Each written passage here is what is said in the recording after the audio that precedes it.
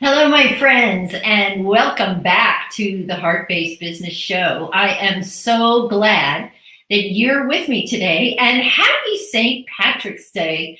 What a great time to join in with a couple of friends that happen to be in your bubble and enjoy each other, maybe have some corned beef or something. So, and that's what I'm going to do as soon as I'm done with this show. I'm going to go celebrate a birthday. So I want to talk to you about how things are in our lives right now, because everything business seems to occur on Zoom. Have you noticed that? So what we need to do is learn how to work with Zoom to sell our products and work with our clients.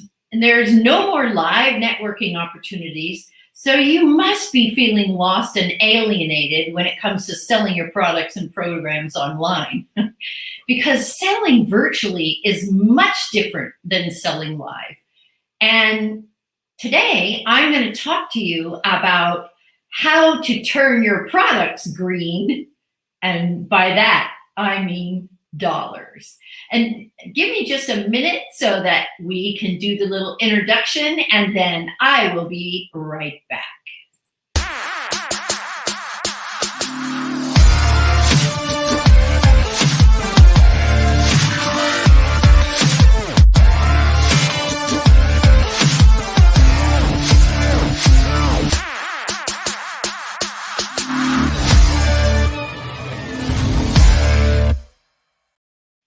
And welcome back to the Heart-Based Business Show. And I'm going to have a heart-to-heart talk with you today about how to interact with people when you have to do it virtually. Everything we do now is virtually. I spend all day on Zoom, and you probably do too.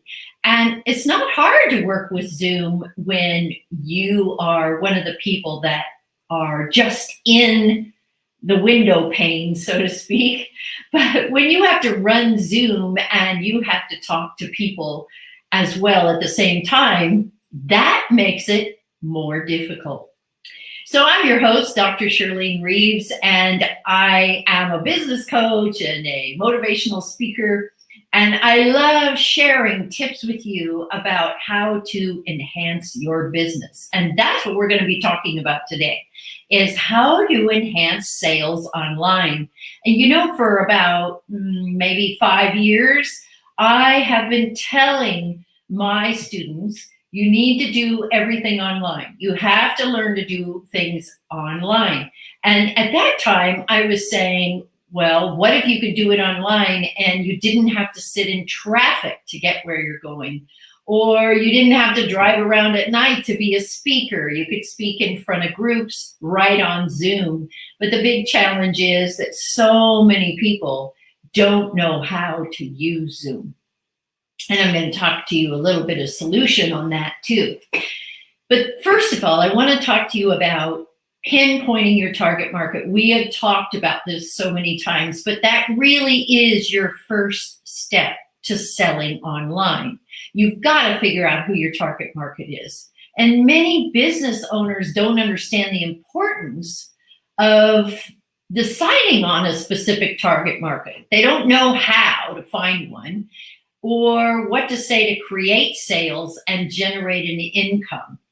So if you know who your people are, and my clients definitely know who their people are, but if you know who yours are, it's almost, well, if you don't know, let's put it that way. If you don't know, it's almost impossible to sell because you aren't speaking in a way that will get their attention or hold their interest. You may have already experienced that because you were talking about a product or program that you sell, and the person you're talking to has no interest at all. So they're just kind of staring out the window. And I look this way because the Sea of Cortez is out here. It's really beautiful.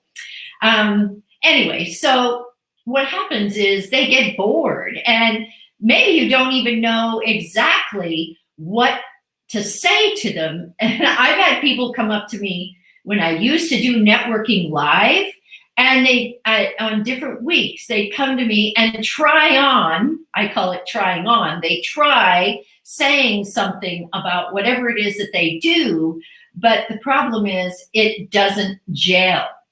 And so the next week they'll try something new and it won't gel again. And then the next week they'll try something new.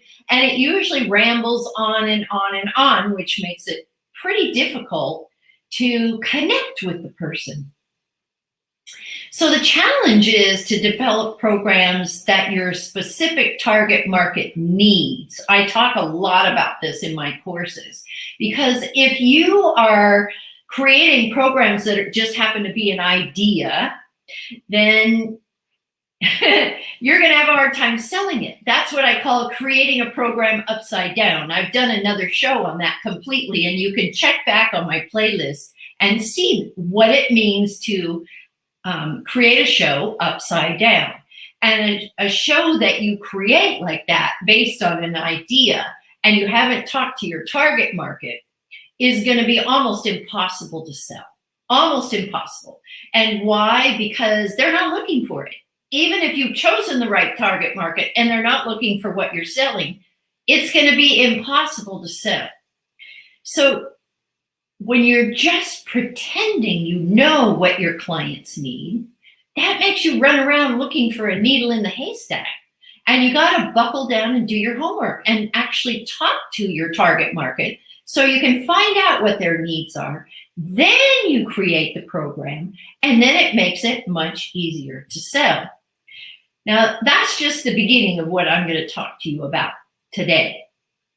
But I do want to say, if you know who your target market is and you've got an easy sell program, I love to call it that, because as soon as you create a program for the clients you want to work with, it becomes very easy to sell. And also, you know where to find your clients. And that's the number one thing when it comes to online marketing. So let's talk about online marketing and sales. It's so different. And everything we do is on Zoom. Some of us sit all day long and do nothing but Zoom. But once you've decided on your target market and you've created your programs, then you can figure out where to go to find your clients. And even better yet, you have the ability to use the words and phrases that your clients click in on. So let me ask you, I know before the days of COVID, we were able to go to all kinds of events, and we had these fabulous speakers. So I just want you to think about when you were sitting in the audience of some of these fabulous speakers, and sometimes they said words that really caught your attention. Boom, just like that caught your attention. Well, they did that by finding out what their clients are really looking for. And they literally use the words and phrases that their clients use, which is why they could so easily get their attention. But in today's world, since COVID, we are reprimanded to stay away from others and avoid gatherings in large groups. So yesteryear's networking occasions are out the window. We just can't even do those. And who knows when we will be able to do those. And if you're a speaker that stands on stage all the time, or you were going to networking events and going, hey, come do my program, I think this will work for you, those days are gone. They're just totally gone. And if you didn't prepare and you didn't do things online like we're doing today, you probably had a really rough year last year. But then there are my clients who have done the best ever. You know why? Because they do all their face-to-face opportunities on Zoom. They knew how to do it before this ever happened. And I'm not saying I was teaching it because I could predict this. I really wish I could predict the future. I know how to gamble. I didn't know what to do. But this is one of those things that just kind of fell into my lap. And I had a good year too. But it's because I was so experienced at networking and sales over the internet. Now, people still want to see you live. They still want to interact with you, but we can't do it the way we used to. And selling online is hugely different, hugely. And the connection is heard in your voice. It's felt by your inflections, and visually, you're seen in how you present yourself. So you want to really be professional when you present yourself. And the first step is all about you and how confident you are in managing Zoom. Now, there's also Skype, but Skype is kind of old news. We don't usually use Skype anymore because it doesn't seem to be as reliable as Zoom, and it certainly doesn't have as many options as Zoom has. And that's the thing. Zoom has a lot of options. So if you're not comfortable with it, you'll be stressed, you'll be struggling to manage interacting while tinkering with the Zoom window controls, and you'll be focusing. You need to be focusing only on the person you're talking to. That's pertinent in order to quickly build trust. So the first thing you're going to want to do is figure out how to use Zoom. And you could always take a class. Barbara Barry just completed her awesome Zooming into Success class. And there's so many happy people because now they know how to use Zoom confidently. That's a big deal. But you're thinking, okay, so if I have to do it on the internet, where am I going to find my clients? I don't want to pay a bunch of money for Facebook or LinkedIn. That's just so expensive, and I don't really want to build funnels because that's expensive too, and I don't know if they're going to work or not. And I got to tell you, I've built a number of funnels, and they don't ever seem to work like I think they're going to. In fact, it's always a surprise because for the most part, I do everything one-on-one. Now, you have to always keep in mind that your target market drives your marketing efforts. So here are a few ideas you can put into practice immediately.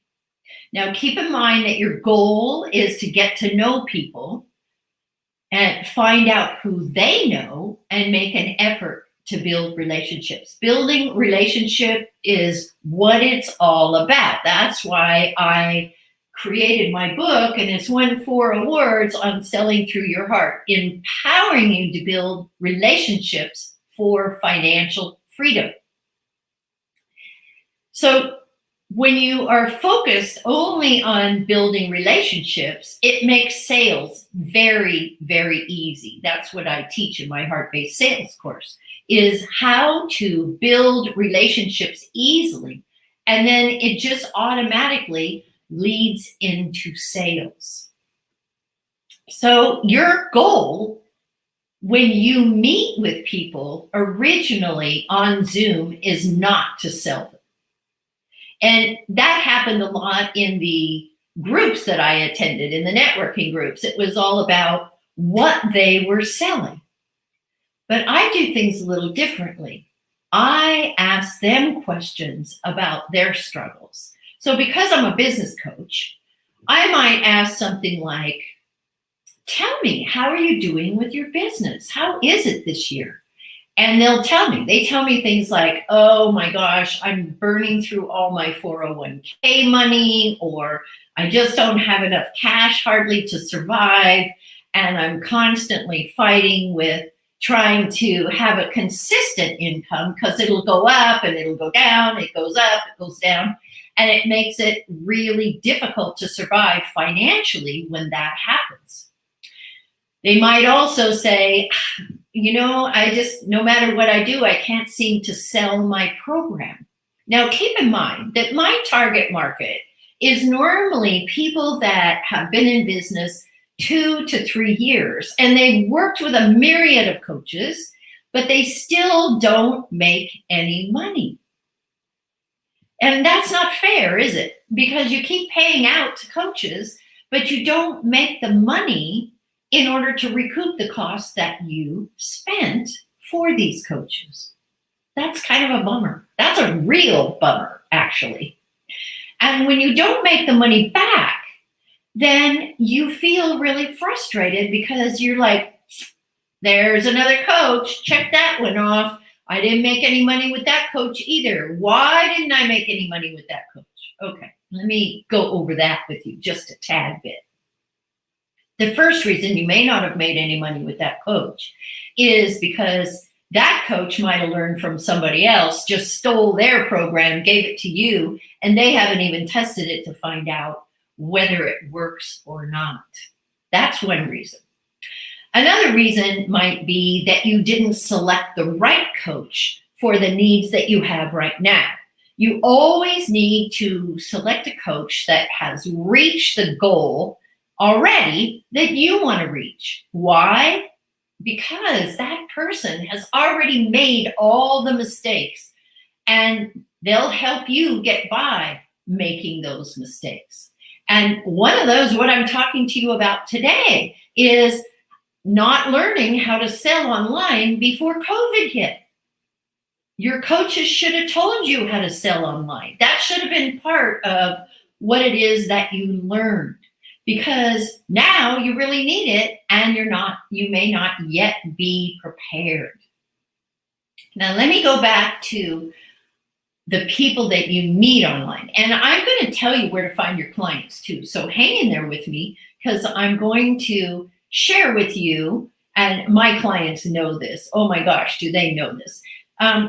When you meet somebody, I've seen people say, oh, she's not for me. She doesn't need what I have. Or he's not for me because he does whatever this is that he does. But that's not true. I always say there are 3 options for anybody that you meet, which is why everyone you meet is important.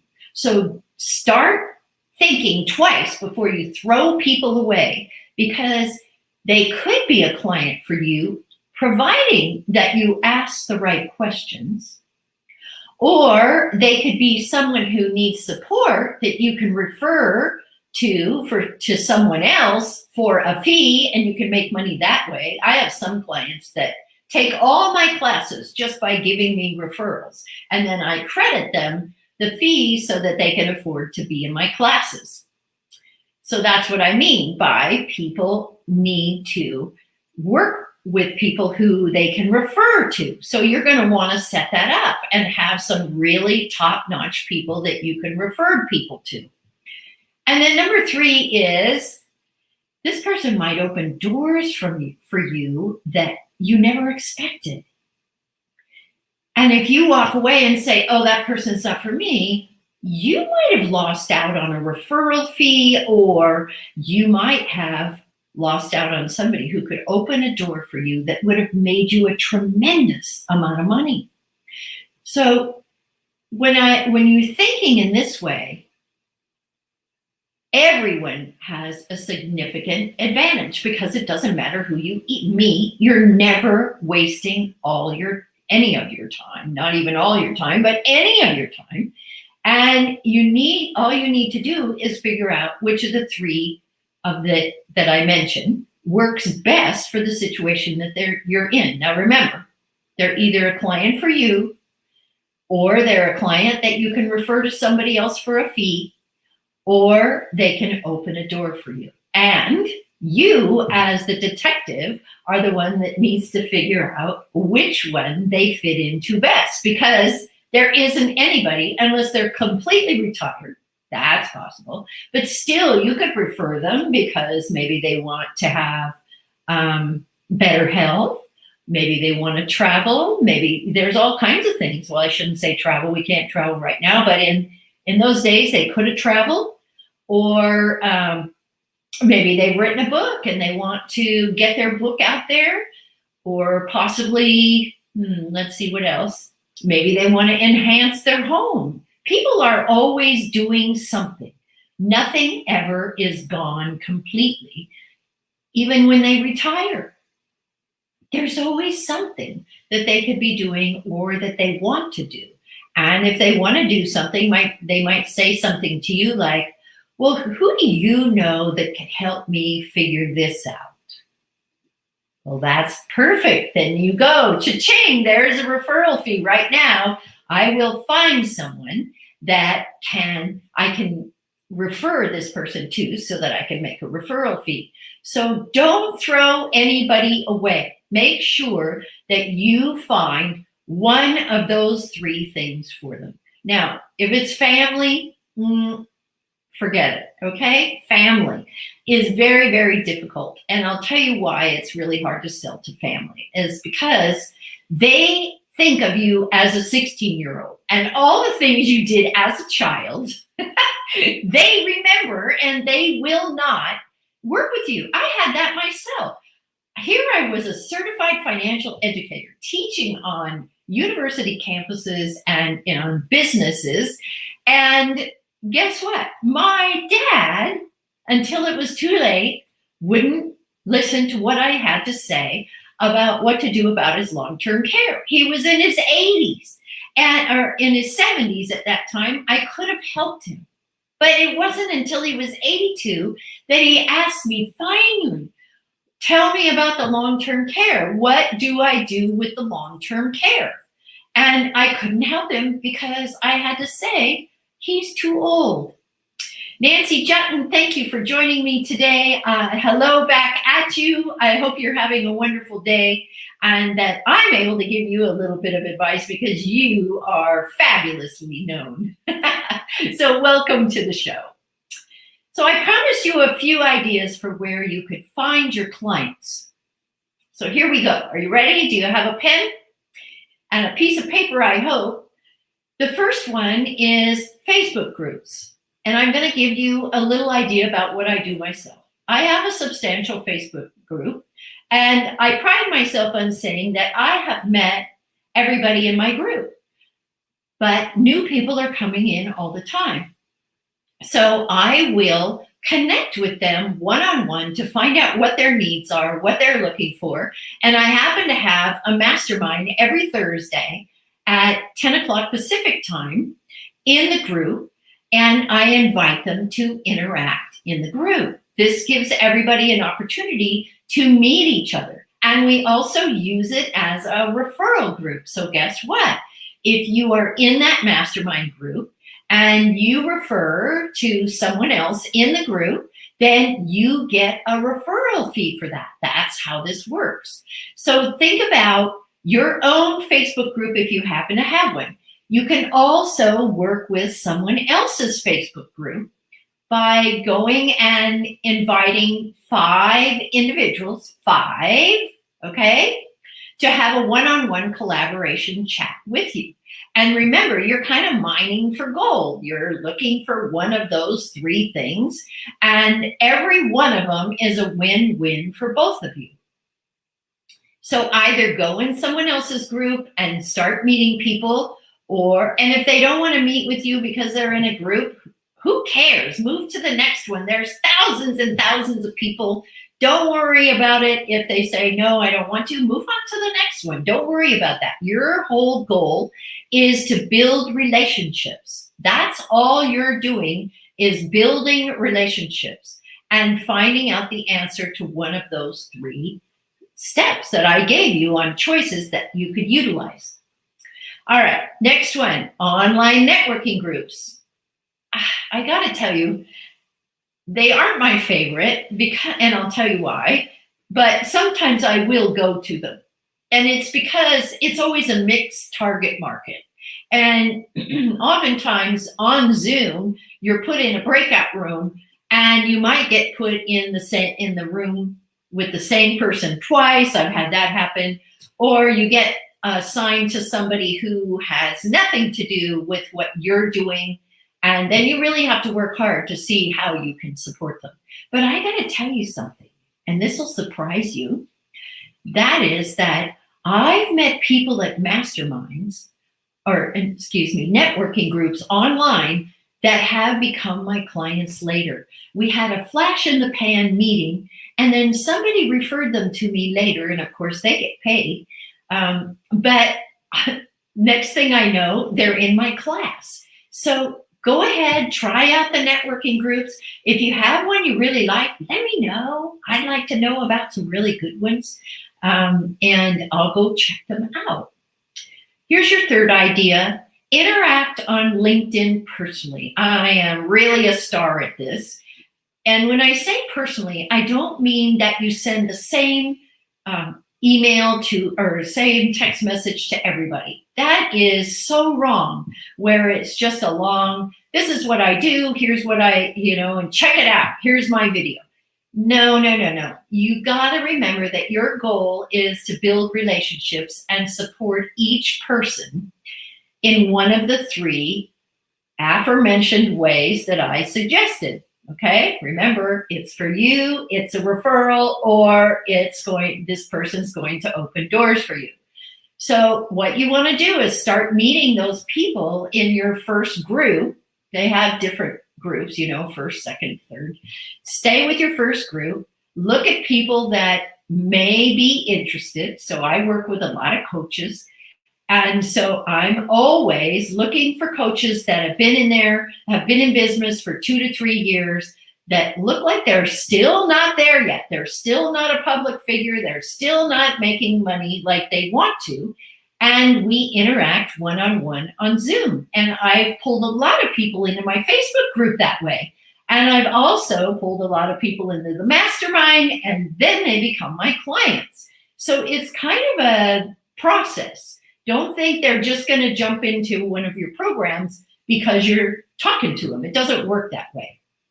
And my fourth idea is to get on podcasts. Do you know that you could look up podcasts online and you could just say to them, could I be on your podcast? What can I do to support you? Because I'd love to be on your podcast.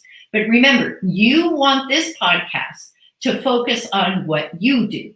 So if I'm talking about business, I'm not going to go on a podcast that talks about Bitcoin. That doesn't make any sense. So you want to make sure that you are focused on exactly the target market that you want to talk to.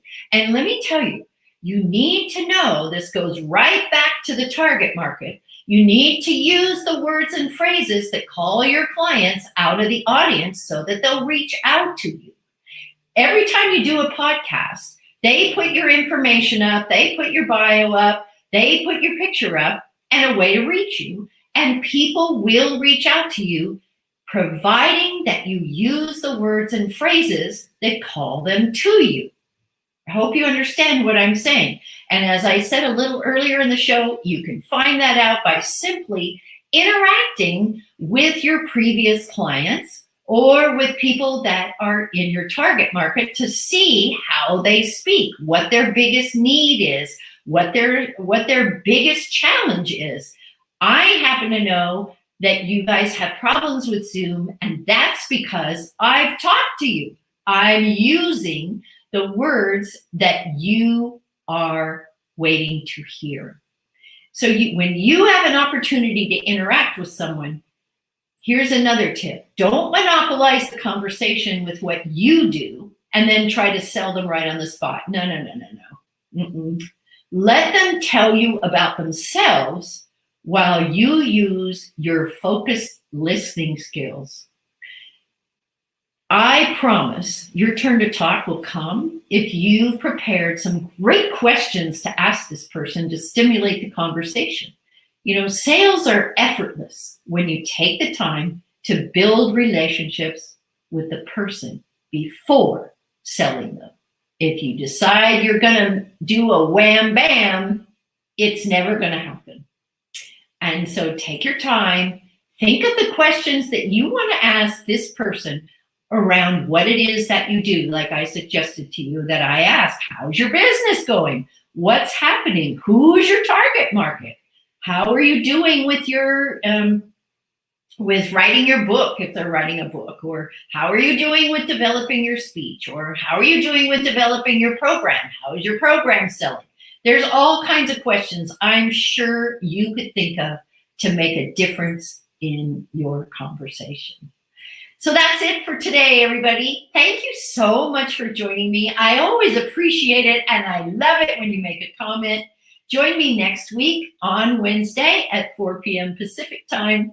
I'll be back with you, and next week I'm going to have an amazing guest. Take care. Have a great celebration for St. Patrick's Day, and I'll see you next week. Bye-bye.